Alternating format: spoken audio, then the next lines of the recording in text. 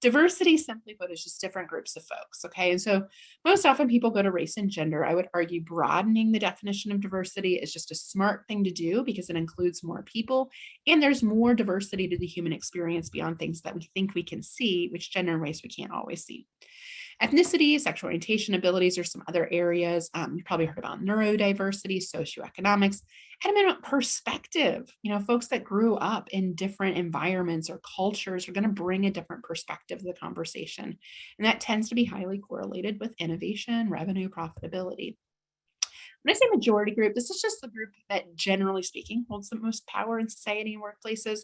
This is certainly the case in the US as well as in most global organizations. So, by those kind of key dimensions of diversity, think white, straight, male, cisgender, non disabled. Cisgender just simply means I identify with the same gender of which I was assigned at birth. Okay, so I received female on my birth certificate. I identify as female. I am cisgender. Inclusion. So, and a little history lesson on this. Back when diversity work first started, it was very common to have a chief diversity officer, a CDO, and you still see that role occasionally in organizations. More often, they added the I to it because what they found by increasing diverse representation, without inclusion, it didn't work, right? It was just kind of this vicious cycle of burning and churning through folks with diverse backgrounds. Because if you don't feel included, you're not going to stay.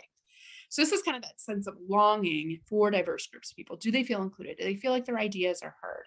Do they feel like they're invited? Do they feel like the workplace is fair?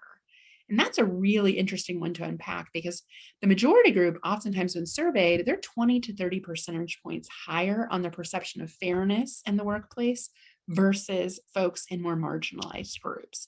So just think about that. And I think what's important is think about if I think the workplace is fair, maybe trading the perspective with somebody else of their perception, somebody of a different gender identity or racial identity or someone from a different culture or background, do they feel the same way I do? Right? Because we're all a product of our own lived experiences and we need others' perspectives to enrich our own perspective as well. So when I say underrepresented groups, or sometimes we use marginalized groups, these are groups that fall outside the majority group by one or more factors. So someone that identifies as a person of color, non-white, LGBTQ plus, which just simply stands for lesbian, gay, bisexual, transgender, queer. And then the plus is all encompassing for other gender identities or sexual orientations. Female, gender non-binary, meaning you don't exclusively identify as male or female. It's gender fluidity. You may have heard of that term too, or someone that has a disability. And again, these are not all exhaustive. There are so many more dimensions that we could throw in here as well. And then equity.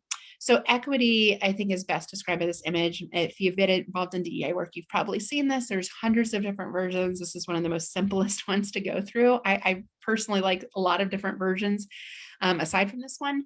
But the idea here is that if work was a baseball game, there are fences that get in our way from fully participating in a baseball game. So if we give everybody the same level of support, despite their height differential, we get more of the same. Okay, so that's equality. Treating people the same, getting more of the same. It's kind of the definition of insanity. If we want diversity, we have to do things differently, meaning meeting people where they're at and shifting the boxes based on their height differential here. So if you use the metaphor, it's like the boxes are like levels of support. It might be a women's leadership development program. It might be addressing bias in the hiring process. It might be equitable promotions, but they're addressing systemic pieces so that the fence eventually goes away and there's no longer systemic barriers. But we are centuries away from those things happening.